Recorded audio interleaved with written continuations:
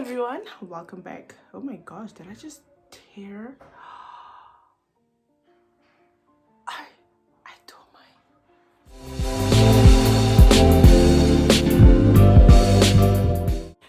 Hello everybody, welcome back to my channel. Thank you so much for joining. My name is Mafiwa and today we are going to be talking about a conversation that's really personal to me, very close to my heart. Probably one of the reasons I started YouTube, because I knew that how I improved in these areas of my life was because someone else used their platform to reach people like me, you know. So I would be doing someone out there a disservice by not sharing some things with you guys and, you know, neglecting this gift that God gave me and the experiences and the knowledge.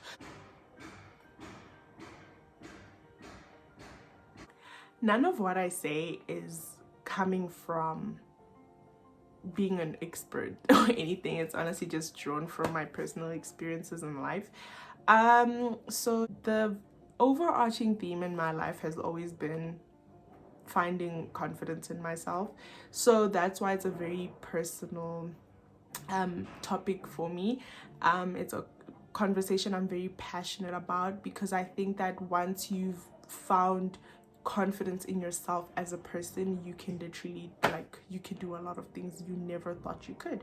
So I wanted us to start this series of, you know, finding confidence in yourself by tackling the conversation around insecurities. I think that I'm a fan of building things up. So I love to do things in a way that makes sense, in an order, you know.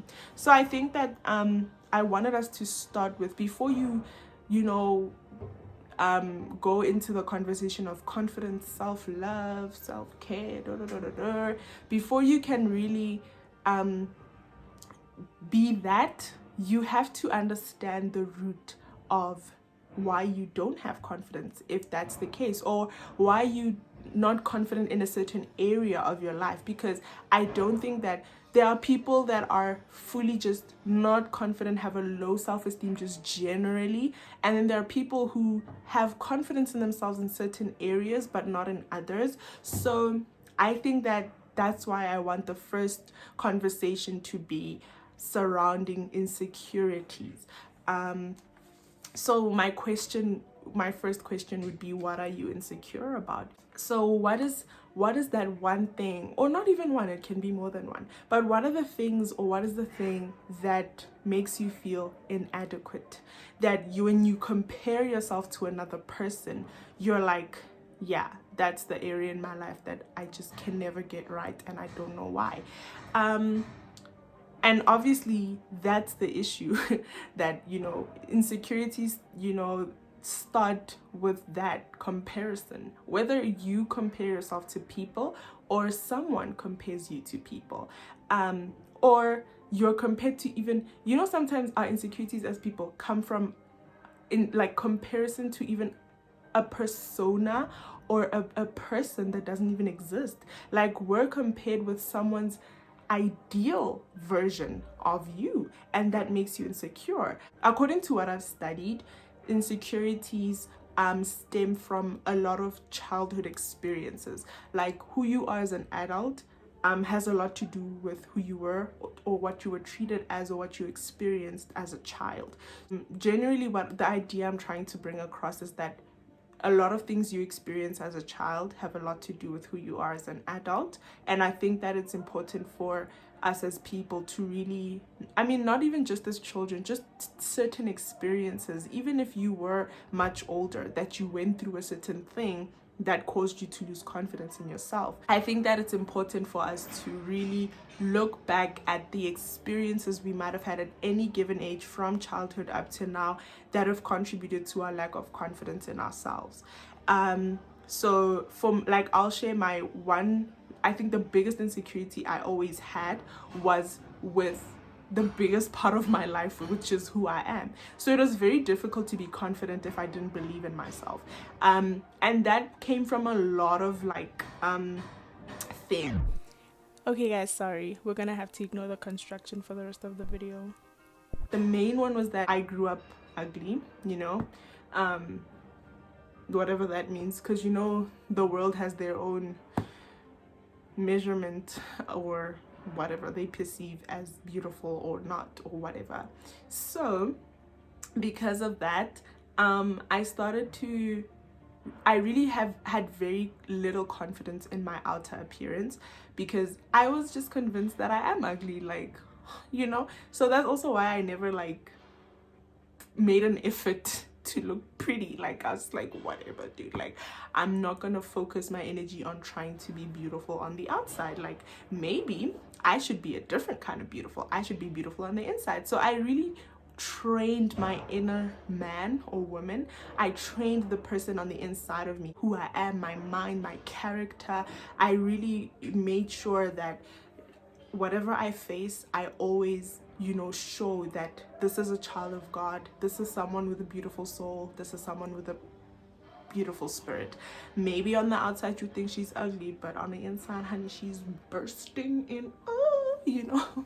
So that's how I kind of overcame this insecurity of being ugly on the outside, right? So I did believe that I was ugly, but I didn't care. I was like, well, whatever. You might be pretty on the outside, but you're probably nasty on the inside. Like, you know, as a child, that's how I thought I could deal with it. But then as time went, it became difficult to defend myself because now people were attacking who I was. And now, you see, it was becoming personal because I was like, when you start attacking who I am at the core of my being, you're asking for a real war. You just start talking about me, who I am, who God made me. Honey, you asking for trouble. Not that it was gonna come your way because I can't fight anyway, but it got me worked up. It really, I took it so personally. When people said I'm ugly, I didn't take it personally. I was like, whatever, yeah, shapo ke skoba, mara ke skoba se dese, ke skoba sa pelo e pila. Where do you lie in this spectrum?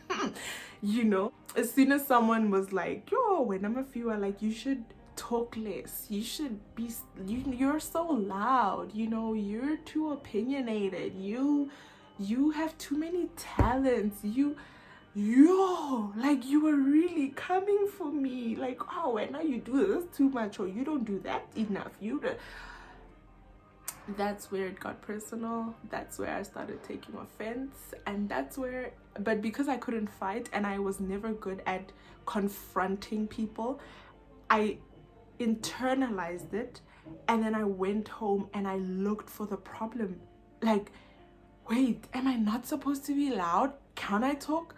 I mean, you know, I really started finding fault in those things, and I would try and defend myself. I think that because I have this strong personality and I'm very outspoken, I was able to defend myself in the moment. At the time when I gave people attitude, I felt like I was doing something good for myself. I felt like, yes, girl, you let them know. If they said, Mafiwa, you're loud, I'm like, it's not my fault.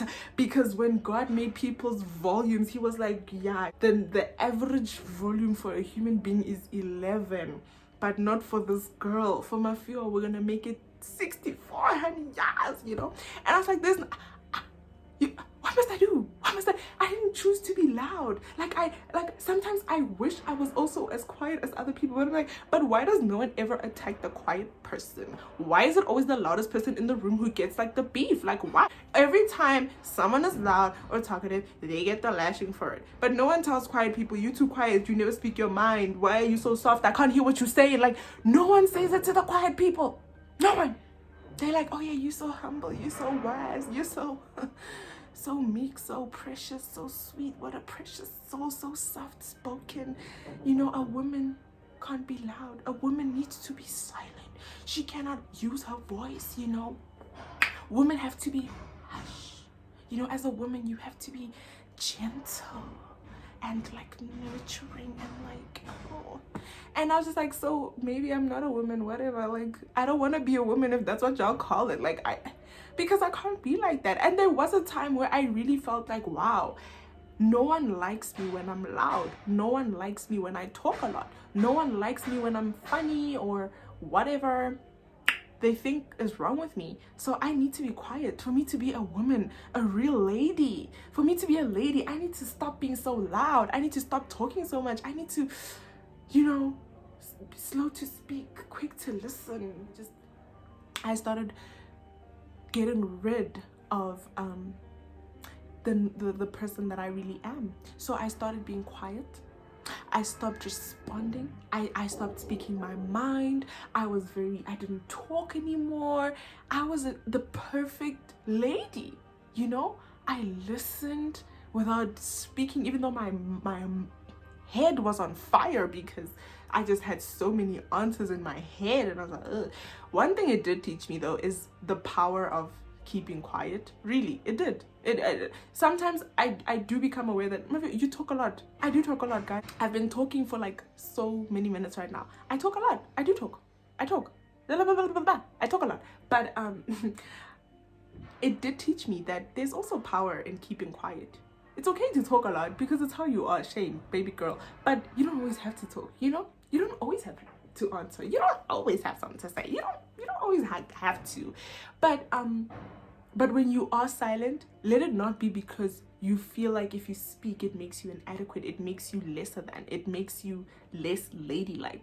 If you keep quiet, make it because you're exercising your mind power. You are exercising you're mastering the art of silence. You're mastering the art of knowing that silence is also a response. I'm saying a lot by saying nothing. So that's what it trained me to do. But I also knew that when I was always 24/7 not being my usual self, I was not happy. And people were like, yeah, you know, this is how we like you, when you're so quiet, when you're so... And you know what it taught me? Because my heart broke when people said that to me, guys. Even in church, people told me that they like me quiet. And you know what? One of my youth pastors actually told me in that period, you know, that's when I knew that, guys, God wants me to talk. He wants me to be loud because he made me like that. There was a time the pastor told me, Mafiwa, don't ever let anyone look down on you. Don't ever let anyone dim the light that shines from inside of you because it's so bright. And that's what makes people's lives better. Like, you are a gift to this world. And I was like, yes, I am. I sure am. And I'm happy for that awakening, that I got that awakening from, you know, church. That even though church was the same place where people broke down my confidence, it was also the same place where my confidence was rebuilt, you know? So I started embracing how loud I am. I was like, honey, like, yeah, sometimes I'm quiet. I have contextual intelligence that I'm not loud everywhere. There are places where I'm not going to speak because I don't need to. I will carry myself like a reserved young lady. But there are places where you will catch me being the me that I know I can be. And if it's too much for you, honey, the door is always open. You can just go because there's nothing I can do about it. Like, you know. So that's one of the insecurities that I had about myself. Like, my personality was a problem for people. But the minute I just started realizing, you know what? I'm not competing with anyone when I'm being loud. I'm not trying to be the loudest person in the room. I'm not trying to have the most words spoken in the room. It's just how I am. And yes, sometimes I have to kind of let people speak, learn to listen, Those are things that I've learned over the years, but it was never, if I'm not speaking, it shouldn't be because I don't think that people will like the normal loud me. You have to love me like that for you to be in my life. Otherwise, sure, you know. And how I overcame that was really getting into who am I according to God, and how did God make me, and is there something wrong with that, you know? And I knew that I always accept people for who they are. I'm never trying to change people. So that also taught me that if you're around people who are constantly trying to shape you into someone you know at the core of your being you're not, then you need to rethink those kind of people. And sometimes it's family, and that's the sad thing. But you know what, I distanced myself, to be honest. Like, you cannot exercise love for yourself or respect for yourself or fully be who you're meant to be if you're going to use the thing of it's family against yourself. Like, no one's saying throw away your family, really, no one is saying that. But also, no one's saying it's wrong to distance yourself just a little bit. Communicate with them less, avoid those people just a little bit, you know, just so you have more time to your own thoughts, not their words ringing in your head the entire time. You know, so I'm not saying cut people off, I'm just saying teach people how to live with you, teach people how to respect you. But you can't do that if you don't find that respect for yourself or that love for yourself. So that's just the first part of the series. Obviously there's a lot to say, and I haven't said it all in this one video, but this video was just to have a conversation around what are we insecure about as people and why. Like I said, for me, my biggest insecurity was my personality. Even though I never hid it, I did go through a lot of phases of changing my personality a lot because people always had a problem with my personality. But what it taught me really is that people are always projecting. Every time someone is mad at you for something, it's probably because of an inadequacy they feel within themselves. Maybe people attacked me for being outspoken because they wish they could speak their minds, but because I'm doing it, they're trying to make me stop speaking my mind. Maybe people desire to express themselves in a certain way, and they feel like, well, if I can't express myself, neither can she, so I'll break down her confidence so that all of us are insecure in this room, because one person's confidence attacks our insecurities. And that is really what it is, you know. Your light is just shining so bright, it's really confronting the darkness in another person. And when people project their insecurities onto you, it's mostly because of that. And that's one thing that I learned, because I've been insecure before as well. As an insecure person, even though I never verbally attacked people, I know that I always internally was bitter towards people who had a certain type of confidence I wish I had, and it was only because I was insecure. So that's what I just taught myself to understand, that it's never you, believe it or not. Like, this is I'm not talking about when you're being corrected in love for being a certain way that you know was harmful to another person. I'm talking about when you're literally just you're not competing with anyone, you're not comparing yourself with anyone, you're just being yourself, the way God made you, and people attack you for that. People attack you for being pretty. There are people who literally get hated on because they're beautiful, even on the outside, according to the standard of the world, and you get attacked for it because you're pretty, because you're just a beautiful woman who knows that she's beautiful. And when people say you're beautiful, you say thank you because you're confident in your beauty. And then people start to slowly try and break your confidence down because they want you to think, yeah, but you're not that pretty, someone else is who looks better than you. Don't even care. You're just like, I don't care if someone looks better than me, I'm just happy because I look like this. So it happens, guys. People can literally attack you for the things that make them feel inadequate. The area that the devil attacks the most in my life is the area that God wants to use the most. That's where most of God's glory will come from. Maybe no one ever attacked my outer appearance, or it never got to me, because God knew that that's not what would matter. But the devil knew that if I attack Mafiwa's personality, I'll stop her, I'll silence her, and she'll never be the light that she's meant to be in the world. She won't entertain people like she's supposed to. She won't have the mind or the voice she's meant to have to really reach the right hearts the way God intends for her to. She won't use her gifts in the way, she won't do anything in TV, because to be on TV, you need to have a personality most of the time. If not, you have to be outspoken. You have to be good at speaking to people. So if I silence her and I tell her, you don't need to speak to people, people will think you're loud, you're weird, you're this, you're that. If I can just silence her like that, then I've already stolen her life purpose from her. And I think that for me, being a spiritual person also helped me, because I was able to see that. And that's how I was also able to build more and more confidence in who I am. And I just learned to surround myself with people who easily accept me for who I am, because it's so exhausting, guys, to filter who you are. It's so exhausting. Just the thought of it like sickens me. It's really exhausting, guys, to filter yourself to fit into someone else's ideal, you know, version of you or who you should be. It's so exhausting. So ma'am, give me 0. I want to be this person. I'm good. Yeah, that's really for this part of the video, that's what I wanted to talk about. So the question that I leave with you is, what is your insecurity? What are you insecure about? Why?